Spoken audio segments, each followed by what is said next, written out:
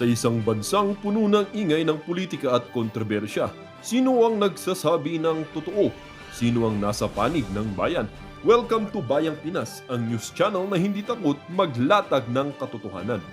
Dito, pinag-uusapan natin ang mga isyong may kinalaman sa kinabukasan mo, politika, pamahalaan at ang tunay na kalagayan ng ating bansa. Hindi kami bayad, hindi kami bulag. Sa Bayang Pinas, ang boses ng mamamayan ang tunay na headline. Kaya kung sawang-sawa ka na sa mga baluktot na impormasyon at scripted na kwento, dito ka na. Dito sa Bayang Pinas, tayo ang bantay at boses ng bayan. Kung gusto mong manatiling mulat at informed, don't forget to like, share, and most importantly, subscribe dahil sa panahon ngayon, ang kaalaman ay kapangyarihan. Ito ang Bayang Pinas, balitang totoo, pusong makabayan para sa sambayanang Pilipino. Tara na't alamin ang tunay na balita. Yan.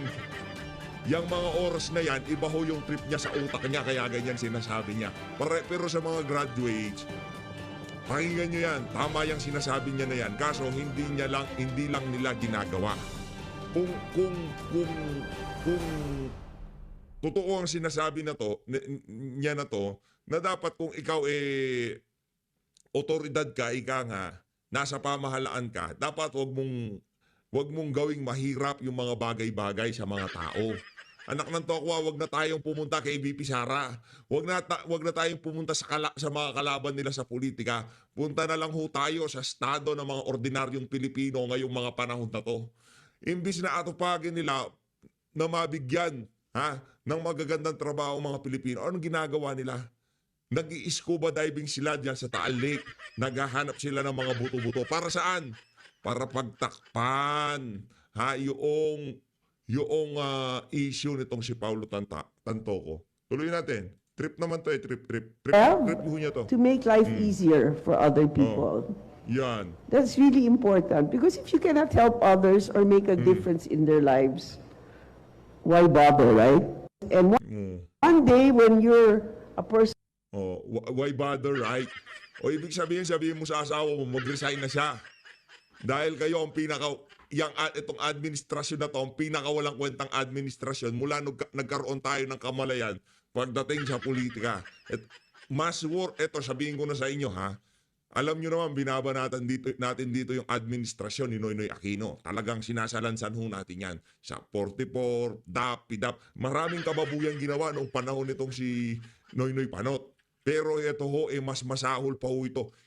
Kumbaga, linampasan ho nila. Doblado ho yung kabalbalan nitong si Panot dito sa administrasyon na to. Kung si dating Pangulong Rodrigo Duterte, dinoble ho niya yung sweldo ng mga pulis, ito naman ho, kakaiba. Dinoble ho nila yung mga kababuyan, pagnanakaw, kawalangyaan ng administrasyon nitong si Noynoy Aquino. Meron pa ho tayo dito, ang pinakabagong, ang tawag dito? Congratulations, Brad. Sinasabi ko sa iyo siyempre, alangan naman hindi kakikita. Di ba? Kung si Jay Ruiz nakapwesto, di ba? Alangan naman si Jay Ruiz lang ang uuwing nakasmile. Di ba? Ganyan lang naman yan. Ganyan lang naman yan. Alangan naman si Jay Ruiz lang ang uuwing nakasmile. Dapat pati rin tong si Calvo, di ba? Pakinggan nun natin mga kababayan. Sa tingin niyo po, Sec, part ng fake news yung pag-i-involve po kay First Lady dun sa Tantocos death? Tantocos death? Yes po. Tantocos. Maangas si Calvo Anak ng tokwa, sarap mong batukan, Brad. Maangan. Tantocos death. Hindi mo alam. Hindi mo alam, Brad. Alam na sambayan ng Pilipino. Buong Amerika, buong mundo. I-search mo sa Google, Adictos Benedictos President, lalabas si Marcos Jr. Baka yun hindi mo rin alam. Pinapaalam ko na sa inyo. Lagay nyo ganito, lagay nyo sa Google, Addict President. Isa lang hong lalabas na raon dyan, si Marcos Jr. Hindi si Zelensky, hindi kung sino-sino presidente. Ang lalabas si Marcos Jr. Tuloy. Tantocos dito. That's a private matter. I cannot comment on that. Loko-loko, anong private matter? Meron ka ba saltik, Brad? Sabaw-sabaw na rin ba utak mo nung naging PCO secretary ka? Yan ang problema. Pag nagbabaang-maangang ka una. Tanto, that is private matter. I cannot comment on that. Sinto-sinto ka ba, Brad? Nai-involve dito, nai-involve dito yung First Lady. Sinasabi nila dahil doon sa ginawang Manila Film Fest o Film Fest dyan sa Estados Unidos at kasama sa entourage itong si Tantoco, yun ang naging dahilan sa pagkakagurgur nitong si yaang Film Fest na yan. Habang nagpi-Film Fest sila, hindi sila nanonood ng movie. Nandun sila sa kwarto. Nagcoca-cola sila. Ito si Boying, mamaya ka sa akin, Boying. Kasi si Boying, madami-dami pang buto. Damihan nyo pa, sir. Maglagay kayo doon, helicopter, ihulog nyo lahat para talagang kapani-paniwala. At speaking of buto-buto, mamaya ho, yung ninostra natin na yung issue ng mga nawawalang sabungero, hindi naman ho talaga kay Atong. Walang kwenta yan. Anong mapapala nila kay Atong Ang? Di naman tatakbo ng presidente yan. Mamaya ho, pag-usapan natin yan ulit. Okay, punta na pala tayo dito. Tapos na tong si Calvo. Sa tingin niyo po, Tinanong ho siya ni Ma'am Eden Santos. Ayun. Yan o.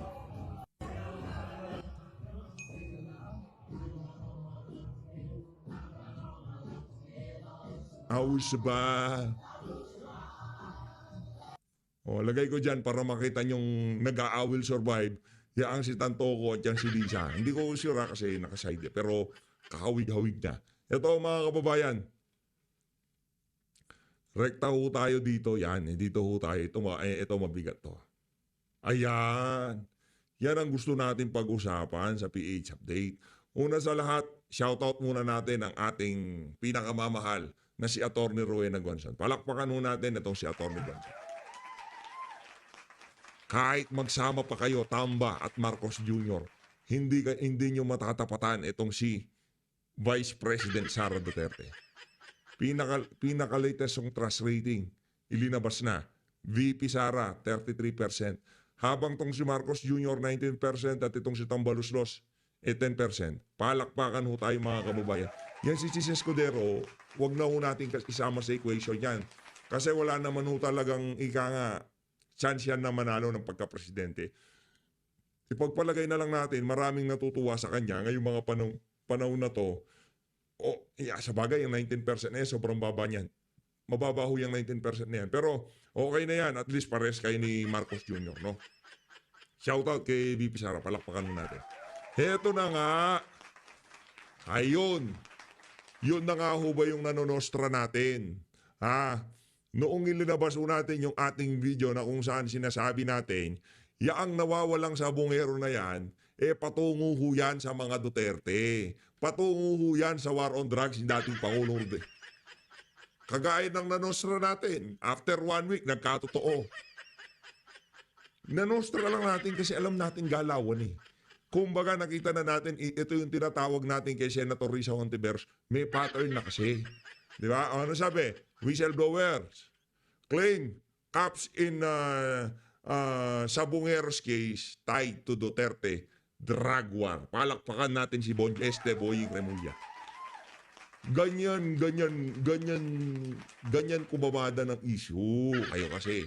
Pagdating sa issue, pagkakamada ng issue, wala nang mas gagaling pa kay Boying Remulla. Ito. Whistleblower claims cops in Sabungeros case tied to Duterte drug war. Pagka pinag-usapan natin yung Duterte drug war, sino ang frontman dyan? Senator Bato de la Rosa. Hindi nila madadala sa dahig at mapahanggang sa ngayon talagang malakas ang persa at lumalakas ang persa ng mga Duterte dahil nanalo yung mga senador nila. Hindi na nila mapapadala sa dahig Netherlands, magkakagulo talaga sigurado. Maghahalong balat sa tinalupan. So ano ang gagawing remedy ng mga matatalino, mga may saltik sa utak sa administrasyon ni Marcos Jr.? Yung missing Sabungero, war on drugs, Ipag-connecta natin yan, di ba? Ganyan ho sila.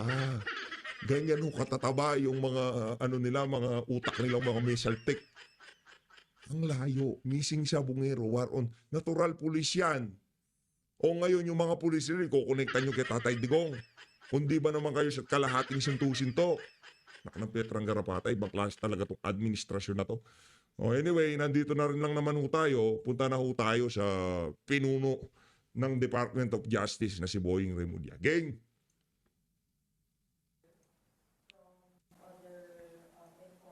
Hindi pa. Pero I will get to meet him again this week. Si Atty. Calinisan, I will get to meet him again this week. And then, sir, you mentioned in the interview possibility or I will survive. I will survive. Hey, Pero yeah. kasi nga yan, nagkaroon ng intersection ng mga kasong to. Nako. In an arrest made in was it Valenzuela, May Kawayan, where drug suspects who were arrested were also intertwined with the Isabong. Meron talaga nagkaroon ng isang incident na napagtagpi namin, napagdikit namin yung dalawang kasong yan. And it happened in May Kawayan, in a gas station there. Nagkaroon ng arrest dyan ng dalawang tao na nakakulong ngayon sa Batangas. But we had problems with that case. Kasi nga, naghihilahan yung ibang mga personalities about how to treat these suspects. Tsaka nag-recant yung mga kinausap namin noon. In fact, these people already went to the Senate to testify nung hearings conducted by Senator Bato de la Rosa on the Isabong.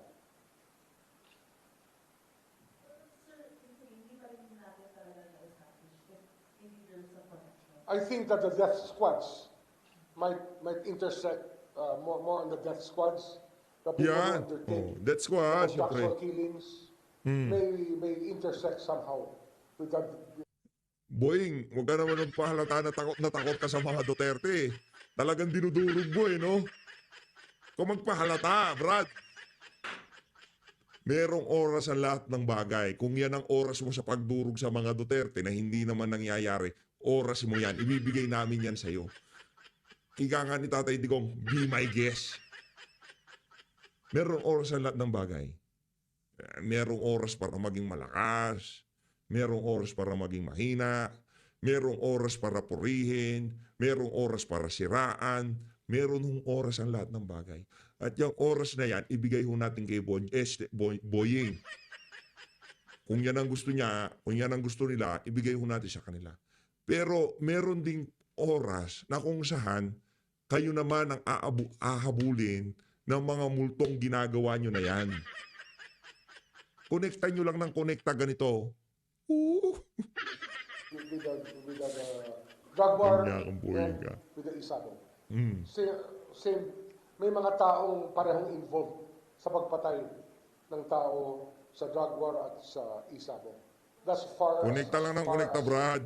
we can trace right now, but we will have to establish clearer links to each other.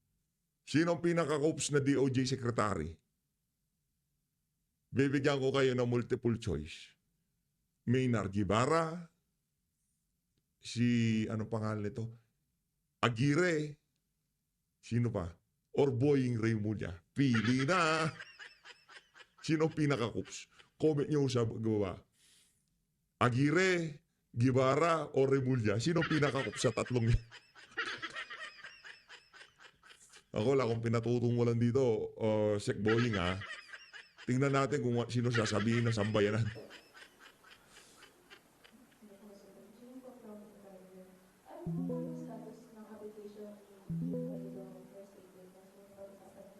Wala kami pinag-uusapan na application for state witness. No such thing will be talked about.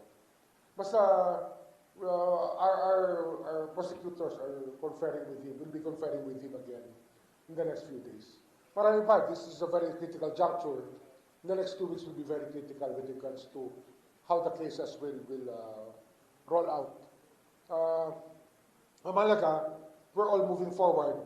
Yung search teams are moving. Our legal group is moving. everybody who has a job to do in regards to these cases are all moving. Kaya we're confident we will get there before we know it. Ganun naman yan, hindi mo na maalam kung tapos na kagad eh. Pero as long as it's not finished, we continue the process. May update po dun, sir, sa ibang Manila Area Security Guard na hindi pa po nag-apply po yung DOJ na Nakabail sila eh. Nakabail sila. So, yan pa. That's why I got in contact with the Supreme Court on this matter. Kasi nga, we are alarmed by some of the behavior of people who should be behaving better with regards to these cases. Kaya we call Good luck attention na to lang this. sa'yo, Boying. Good luck na lang. Yun lang ang masasabi ko sa'yo, Brad. Bahala ng tadhana sa'yo. Di ba binagyan ka na ng pagkakataon? Butot balat ka na lang nun. Literal na parang kalansay ka na lang nun. Pero binuhay ka pa ng tadhana. Ngayon, kung yan ang gagawin mo, bahala ng tadhana sa'yo. Siguro ginagawa ang kasangkapan para mas maipakita kung gaano kahusay itong si dating Pangulong Rodrigo Duterte, kung ano ang kaibahan ni Duterte sa among pinaglilingkuran mo. Maraming posibleng dahilan. Pero isa lang ang sigurado dito. Hindi nyo masisiraan itong si dating Pangulong Rodrigo Duterte. So, what po dun, sir, yung sa pag-grant po na bill, hindi na po yung sa Supreme Court po? No, I just narrated to my contact, to one of my contacts there, how things were running, and that it is really alarming. I stated a concern, a grave concern that we have regarding the running of these cases, and that something should be done about it. Ano yan eh? With this case, our whole justice system is on trial with this case. Believe you me. There's more to it that meets the eye. Tsaka yung mga hindi sinasabi dati, lumalabas ngayon kasi it's about time we face the demons in our system. Isa lang nakikita kong demonyo dito eh. Isa lang, sa totoo lang ha. Demonyo sa ating sistema, meron yan ngayong mga panahon na to. Imbis na dalhin sa competent judicial authority si Tatay Digong, dinala sa dahig. Yun ang pinakademonyo. It's time to face the demons in our system. Katangahan yan. Alam mo ano pa demonyo? Boying, sabihin ko sa iyo kung ano ha. Ang demonyo dito, 8 years old na ang mama naglingkod bilang presidente, pero nasikmura nyo na ipadala sa dahig Netherlands. Yun ang pinakademonyo. Ngayong mga panahon na to, butot balat na lang itong si dating Pangulong Rodrigo Duterte. Pero nagtitingang kawali ang administrasyon na to, yung tila bagang parang hindi nila kababayan yung nakakulong sa dahig Netherlands. Yun ang demonyo. Ano pa? Demonyo ito. Ganito katindi ang demonyo. Nagpagawa tayo ng bilyong-bilyong flood control. Pagka umulan, bumabaha. Yun ang demonyo. Di ba? Saan napunta ang pera? Utak demonyo pag nanakaw. O ano ito pa matindi? Ito, boy nga. Ito ang pinakamatinding demonyo talaga. Gawain yan ng mga halang ang kaluluwa, yung utak nila, di natin malaman kung anong meron sila. Ito matindi boy. Baka mayari tayo eh. O sige na, ito na. Ito ang pinakamatindi dito mga kababayan. Sa kabila ng napakaraming nagugutom, sa kabila ng napakaraming naghihirap sa Pilipinas, ang inaatupag ng amo mo, puro pamumulitika. Isa pa yung demonyo. Dami niyan. Mangangako ka ng 20 pesos na bigas. Matatapos na lang ang iyong termino, hindi mo pa magawa. Sinungaling yan eh. Yan ang demonyo. Di ba? Huwag nyo kaming paandaran sa mga mabulaklak yung pananalita. Huwag. Hindi makakakanayan, ika nga. Tuloy natin. Sir, drop us in the po of GMA News Online. Sir, Yes, but she's under medical furlough now. But she is being touted or being asked to head the Philippine Forensics Institute, which we're establishing, and she will be helping us. She'll be helping us. But of course, I spoke to the Rappelcom, to some people today about the movement of the crime lab of the PNP, so that we can be on the same page regarding what we need from the PNP on the identification of the remains, etc., etc. Sir, how soon po kaya mapapa-enroll po si Dr. Heidi dun sa... I don't know. I want to wait for her to finish from her medical furlough. She went through a health crisis also, but she'll be there. She has always been cooperative with the DOJ. She's always been receptive to our requests here in the DOJ. Sorry. Sino cases o Sherman Future is going to release from the... In fairness ha, sa lahat ng DOJ secretary nakita natin, ito talagang si Boying ang pinakamahilig magpa-interview. Minar Guevara, si Aguirre, hindi sila ganyan. Hindi sila ganyan kakups. Pero kailangan ho nilang i-justify yung ginagawa nilang matindi dito, ganito. Dahil lalabas na yung report kay Paulo Tantoco dyan sa Amerika, kailangan mayroong pantapal na issue. Ano yan? Mga buto sa Taal Lake. Ganyan. I didn't mention any names. If the names came from somewhere else, I don't know. And I have nothing to say about that. Ang sinasabi ko lang talaga dati,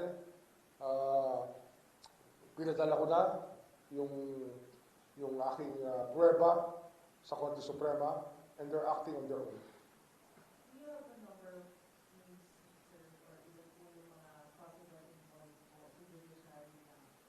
Nahirap magsalita dyan. I don't think it's proper to speculate on these matters, except for specific cases. Sir, again po sa aking proceedings. You mentioned that the recovery could run to not months. Pero may threshold number kasi the number measured was 100 at least bodies. How many bodies should... We don't know eh. There can be more.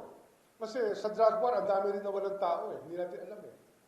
Hindi natin alam. There can be more. But yung sa Pungero, in accordance with the testimony of, with the narration of alias Totoy, mukhang 100 na ang biktima sa Sabong pa lang. Hindi yung drug war, hindi pa natin pinag-uusapan yun. Kaya lang, mukhang nakasanayan na magtapon talaga ron. It has already become a place to dispose of human remains. Wow, kabisado mo. Check Boying ha. Parang gano'n na ang nangyari.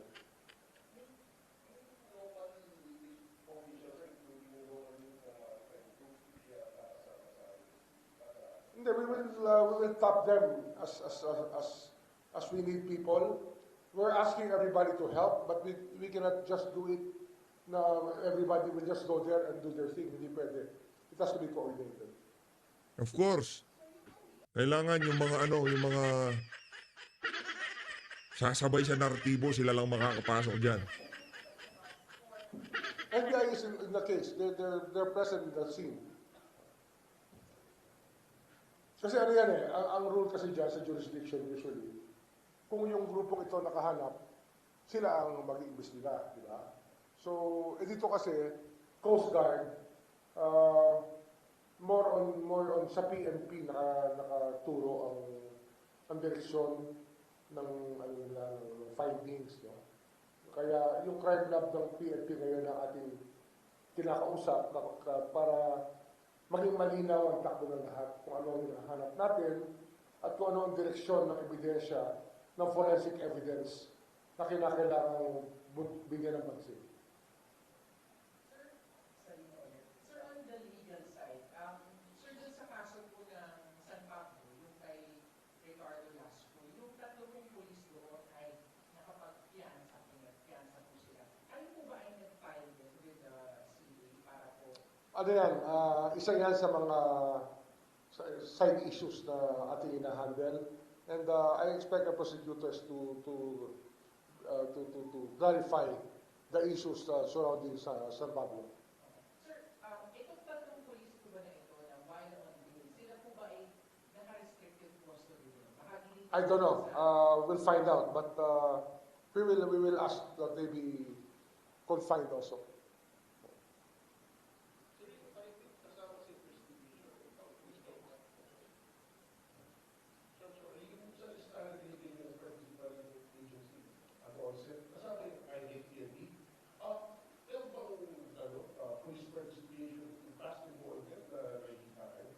Saan? Yung participating officers po, that's going to take part. That's taking part. What about it? The PNP item, sir, was included in the list that we gave. So what about? What are they there to... I make. Ano yun? What does it stand for? So what about it? Sir, what exact purpose would IMEC be there? And including the... Hindi, this is the way the police moves. Yun talaga ang kanilang SOP regarding sa investigation. They're always there. Sir, si former Judge Perry, sabi niya last 2 weeks sa statement na he's willing to allow the BI to release yung audio records niya. So I'm not familiar with this case. I don't know. Yeah, I know that he is touted to be involved in some activities, but it's not within the scope of my knowledge. I cannot answer. Sorry. I cannot answer na dahil nga hindi ko alam ang pinag-uusapan niya and I cannot be briefed